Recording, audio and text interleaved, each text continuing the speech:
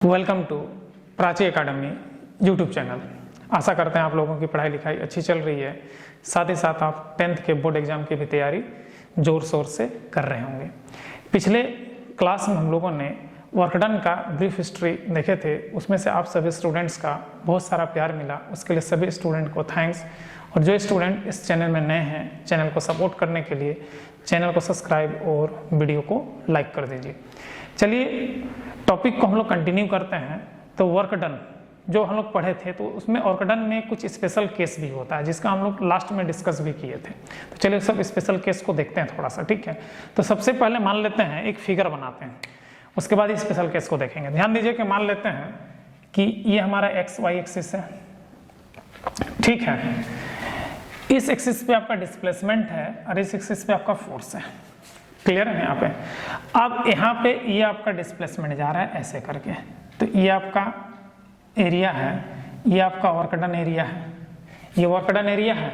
तो ये 90 डिग्री होगा, मतलब कि यहाँ से इसका फोर्स का वैल्यू होगा एफ ग्राफ में, ठीक है। तो ये फोर्स का वैल्यू हो जाएगा और ये आपका ओ से ए और ये मान लेते हैं बी है, ठीक है। तो सिंपल भाषा में अगर इसका हम लोग वर्क डन निकालना चाहेंगे, वर्क डन अगर निकालना चाहेंगे तो क्या आ जाएगा, work done equals to half into area of triangle है, क्योंकि हमारा ये ओ बी लाइन है, तो एरिया ऑफ ट्राइंगल क्या होगा, ओ ए इंटू ए बी। ये आपका वर्क डन आएगा, ओ ए इंटू ए बी क्या आएगा, हमारा वर्क डन आएगा यहाँ पे, क्योंकि ये जो एरिया है शेडेड रीजन, यही इसका वर्क डन होगा हमारा, क्योंकि ये बेस हो गया, ये हाइट हो गया। बेस का डिस्प्लेसमेंट क्या है, एस है, और हाइट हमारा क्या है, अपोजिट साइड हमारा पैरेललोग्राम का सही एक होता है, तो ये फोर्स हो गया। अब मान लेते हैं कि ये एक हमारा कोऑर्डिनेट एक्सिस है, यहाँ पे एस है, यहाँ पे एफ है। मान लीजिए डिस्प्लेसमेंट ऐसे हो रहा है, फोर्स ऐसा लग रहा है, ठीक है। तो इस कंडीशन में ये एफ है, ठीक है।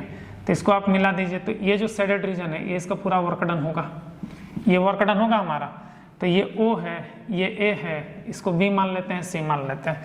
तो ये आपका एक रेक्टेंगल फॉर्म कर रहा है, तो इसमें जो वर्क डन W आएगा वो क्या हो जाएगा, OA आपका डिस्प्लेसमेंट है और AB आपका क्या है, फोर्स है। तो OA इंटू AB इसका क्या होगा, डिस्प्लेसमेंट होगा। तो इस तरह से आप ग्राफिकल मेथड से भी वर्क डन का कैलकुलेशन कर सकते हैं। तो आपको डिफरेंट शेप का अगर देगा तो ज्योमेट्रिकल शेप का जो फॉर्मूला होता है, आपको एरिया निकालते जाना है, आपका वर्क डन निकालते चला जाएगा, क्योंकि उसमें एक ही चीज देखना है कि फोर्स और डिस्प्लेसमेंट हमारा एक्सिस में प्रेजेंट है कि नहीं। अगर नहीं है तो फिर आपको फोर्स और डिस्प्लेसमेंट को निकालना पड़ेगा। मान लीजिए एक्सेलरेशन दे दिया है, तो एक्सेलरेशन से आप फोर्स को निकालिएगा। मान लीजिए कि बहुत सर अपना जैसे लेवलिंग देता है, तो बाकी फार्मूला का इस्तेमाल करके जैसे ही आपको निकाल लेना है, उसके बाद आपको सिंपल फार्मूला में आपको बैठा देना है, तो आपका फोर्स वर्क डन निकल जाएगा। अब हम लोग स्पेशल केस की बात करते हैं।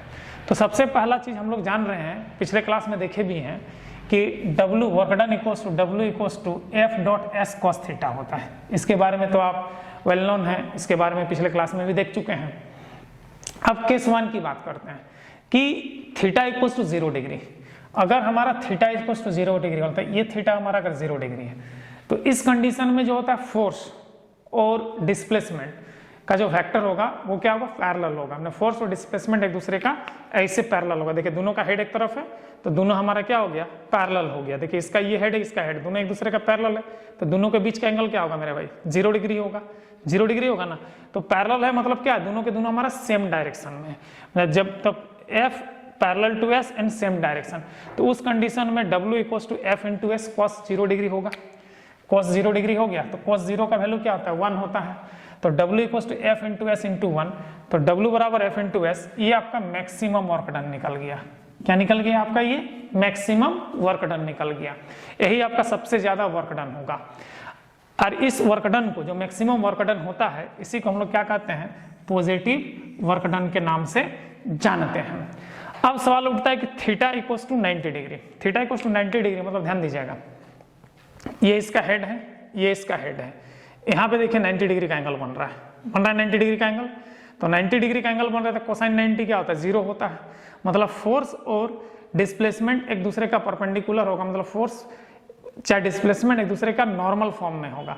तो फोर्स और डिस्प्लेसमेंट अगर नॉर्मल फॉर्म में होता है, तो इस कंडीशन में आपका जो वर्क डन आता है वो 0 आता है, और इस टाइप के वर्क डन को हम लोग क्या कहते हैं, 0 वर्क डन कहते हैं।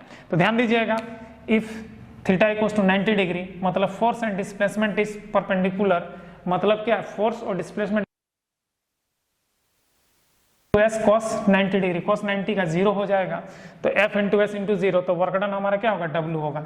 और इस टाइप का वर्क डन को हम लोग क्या कहते हैं, जीरो वर्क डन कहते हैं। क्या कहते हैं इसको हम लोग, जीरो वर्क डन कहते हैं। इसके बाद हमारा आता है मेरे भाई case 3, if theta equals to 180 degree.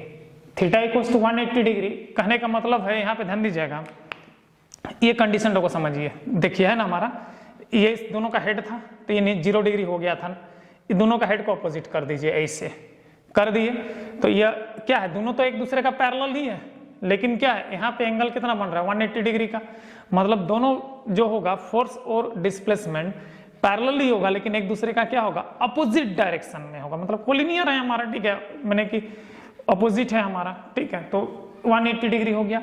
तो यहाँ पर ध्यान दीजिएगा, cos 180 डिग्री का जो वैल्यू होता है, cos 180 डिग्री का वैल्यू -1 होता है, ठीक है, तो -1 होता है, तो हमारा यहाँ पर देखिए F equals to W equals to F S into -1, तो W equals to minus F cos theta, तो ये मिनिमम वैल्यू हो गया, ये क्या हो गया, मीन वैल्यू हो गया।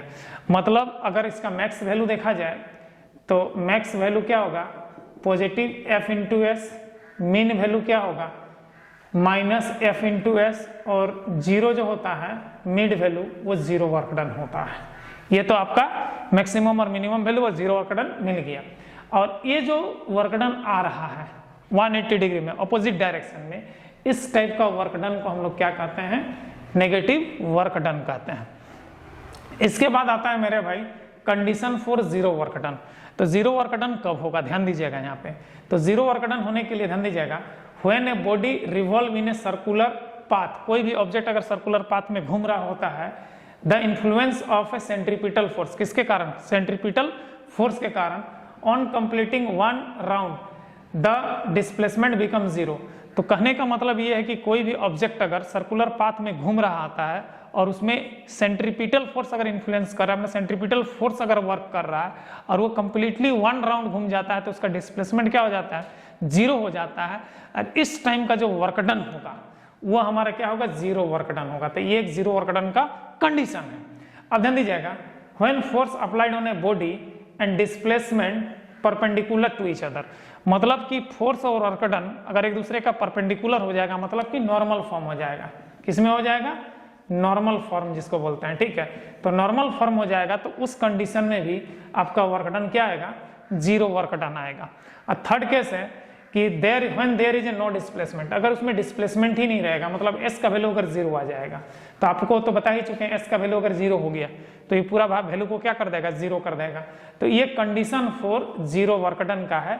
ये 3 पॉइंट्स है, इसको याद कर लीजिएगा। डिस्प्लेसमेंट 0 होगा तो 0 वर्क डन होगा, फोर्स और डिस्प्लेसमेंट एक दूसरे का परपेंडिकुलर होगा तो 0 वर्क डन होगा। अगर कोई ऑब्जेक्ट सर्कुलर पाथ में घूम रहा है और उसमें सेंट्रीपिटल फोर्स वर्क कर रहा है तो 1 राउंड में उसका डिस्प्लेसमेंट 0 होता है, जिसके कारण के वर्क डन भी हमारा क्या होता है, 0 होता है। और उसके बाद क्या, condition for positive work done.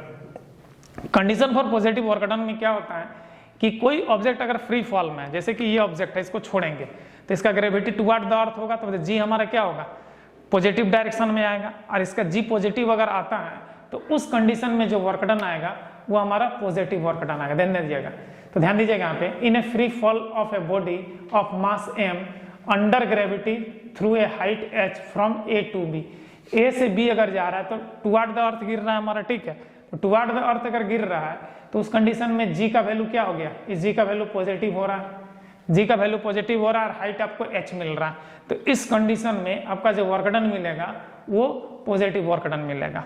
अब ध्यान दीजिएगा, A coolie does work on the load when he rise up against the force of gravity। अगर कुली अपना हाथ को फोर्स ऑफ ग्रेविटी के अगेंस्ट में उठाएगा तो उस कंडीशन में भी आपको जो वर्क डन मिलेगा वो आपका पॉजिटिव वर्क डन मिलेगा, क्योंकि अगर अगेंस्ट द ग्रेविटी कुली अगर कोई और को ऊपर की ओर राइज कर रहा है तो उस कंडीशन में भी वर्क डन हमारा क्या मिलेगा, पॉजिटिव वर्क डन मिलता है। अब देखिए condition for negative work done, when a body move on a surface the friction force between the body and surface is direction of opposite. जैसे कि कोई अगर पैदल चल रहा है तो आप पीछे जमीन को धक्का देते हैं ना, ऐसे करके भाई ऐसे करके धक्का देते हैं पीछे की ओर, तो हमारा जो फोर्स होता है डिस्प्लेसमेंट एक दूसरे का अपोजिट होता है, तो दोनों के बीच का एंगल कितना होता है 180 डिग्री। तो उस कंडीशन में जो फ्रिक्शन फोर्स वर्क करता है, तो फ्रिक्शन के कारण जो वर्क डन होगा वो वर्क डन हमारा क्या होता है, नेगेटिव वर्क डन होता है। तो फ्रिक्शन के कारण जो भी वर्क डन आता है वो कौन सा वर्क डन होता है मेरे भाई, नेगेटिव वर्क डन होता है। इस चीज को आप याद कर रखिएगा, ठीक है। तो फ्रिक्शन फोर्स के कारण जो भी वर्क डन आएगा वो ऑलवेज नेगेटिव वर्क डन होगा, क्योंकि फ्रिक्शन फोर्स और डिस्प्लेसमेंट एक दूसरे का क्या होता है, अपोजिट होता है। अब ध्यान दीजिएगा, when A ball of mass m throne upward from A to B, जैसे कि अब यहाँ पे पोजीशन A से B कर देते हैं, इस बॉल को ऊपर की ओर थ्रो कर देते हैं, यहाँ पे इधर से इधर थ्रो करते हैं। पहले ऊपर से नीचे गिराए थे तो हमारा इधर से इधर जा रहा है, तो जी हमारा क्या होगा, इस कंडीशन में नेगेटिव आएगा। बॉल को अगर थ्रो कर दिए हैं तो जी हमारा क्या होगा, नेगेटिव होगा। तो उस कंडीशन में F का वैल्यू क्या हो जाएगा, -mg आएगा, और S हमारा क्या होगा, H होगा, क्योंकि जी का वैल्यू यहाँ पे जब ऊपर से नीचे जाएगा तो जी हमारा क्या होता है, नेगेटिव होता है मेरे भाई, और ऊपर से नीचे आता है तो जी हमारा क्या होता है, पॉजिटिव होता है। तो अगर फ्री फॉल का कंडीशन है तो वर्क डन पॉजिटिव होगा, अगेंस्ट द ग्रेविटी अगर हम कोई बॉल को फेंक देते हैं तो उस कंडीशन में वर्क डन क्या होगा, हमारा नेगेटिव होगा। तो ये था मेरे भाई condition for negative work done. तो आज हम लोगों ने वर्क डन का स्पेशल केस देखे, जिसमें से हम लोगों ने देखा positive work done, zero work done और negative work done. Positive work done कब होता है, जब फोर्स और डिस्प्लेसमेंट पैरेलल के साथ साथ उसके बीच का एंगल अगर 0 डिग्री होता है तो पॉजिटिव वर्क डन होता है। नेगेटिव पैरेलल के साथ साथ एक दूसरे का अपोजिट होता है तो नेगेटिव वर्क डन। और फोर्स और डिस्प्लेसमेंट एक दूसरे का परपेंडिकुलर होता है तो हमारा हो जाता है जीरो वर्क डन। आप ध्यान दीजिएगा, एक स्पेशल केस आपको ज्योमेट्रिकल फिगर बताए थे, तो अगर ज्योमेट्रिकल फिगर में अगर कोई भी शेप दे देगा तो उसमें आपको एरिया निकालना रहता है। सिंपल सा बात है, अगर आपको वर्क डन निकालना है तो एरिया निकालना, खाली इतना ही देखना है कि कोऑर्डिनेट एक्सिस में फोर्स और डिस्प्लेसमेंट है कि नहीं। फोर्स और डिस्प्लेसमेंट है तो सीधा सीधी आप एरिया निकाल दीजिए। अगर ट्राइंगल शेप का दे रहा है तो ट्राइंगल का एरिया निकाल दीजिएगा, रेक्टेंगुलर शेप दे रहा है तो रेक्टेंगुलर का एरिया निकाल दीजिएगा, अगर क्वाड्रिलेटरल दे रहा है तो क्वाड्रिलेटरल का एरिया निकाल दीजिएगा, अगर आपको पेंटागन दे रहा है तो आप पेंटागन का एरिया निकाल दीजिएगा, तो आपका वर्क डन निकल जाएगा यहाँ पर। क्लियर है? तो ये ज्योमेट्रिकल शेप में आपका वर्क डन निकलता चला। जनरली आपको ट्राइंगल का शेप देगा या तो आपको क्वाड्रिलेटरल मैंने क्या रेक्टेंगल का शेप देता है। और इसमें सिंपल सा बात, रेक्टेंगल का एरिया क्या होता है, L इंटू बी, और ट्राइंगल का एरिया क्या होता है, half into base into height. तो इस फॉर्मूला में देखिए हम लोग क्या किए हैं, work done half into base into height. Base क्या है हमारा, OA है, और हाइट क्या है, AB है। इसमें देखिए ये रेक्टेंगुलर शेप है तो इसका बेस क्या, लेंथ क्या हो गया OA, और ब्रेथ क्या हो गया AB। तो ये हमारा इसका वर्क डन निकल गया। फोर्स हमारा ऐसे लग रहा है, देखिए यहाँ पे फोर्स ऐसे लगा है और इसमें फोर्स OB। ध्यान दीजिएगा, ये इसका फोर्स वर्किंग एरिया है, इसमें फोर्स ऐसे लग रहा है और इसमें फोर्स ऐसे लग रहा है, मतलब कि यहाँ से इधर जा रहा है, इधर जा रहा है। तो हम लोग इसमें ट्राइंगल का एरिया निकाल दिए, इसमें हम लोग क्या किए, रेक्टेंगल का एरिया निकाल दिए। तो मेरे भाई इससे रिलेटेड आपको न्यूमेरिकल्स भी देता है, और ध्यान से बनाइएगा, एक तो आपको शॉर्ट नोट्स लिखने भी देता है, condition for positive work done, condition for negative work done, और condition for zero work done. तो देखिए सबसे ज्यादा आपको पूछा जाता है condition for zero work done. तो इसमें 3 पॉइंट्स होता है, तीनों पॉइंट्स को आप नोट डाउन कर लीजिएगा यहाँ से यहाँ तक, ठीक है। इस तीनों पॉइंट को नोट डाउन कर लीजिएगा, उसका पॉजिटिव वर्क डन का ये दोनों पॉइंट को नोट डाउन कर लीजिएगा, ये नेगेटिव वर्क डन का दोनों पॉइंट को नोट डाउन। इसमें शॉर्ट नोट्स 2 मार्क्स का देता है, तो इसको आप लिख सकते हैं। आशा करते हैं कि आज का क्लास आप लोगों को अच्छा लगा। अगर अच्छा लगा तो इस चैनल को सपोर्ट करने के लिए चैनल को सब्सक्राइब और वीडियो को लाइक कर दीजिए। जय हिंद, जय संविधान।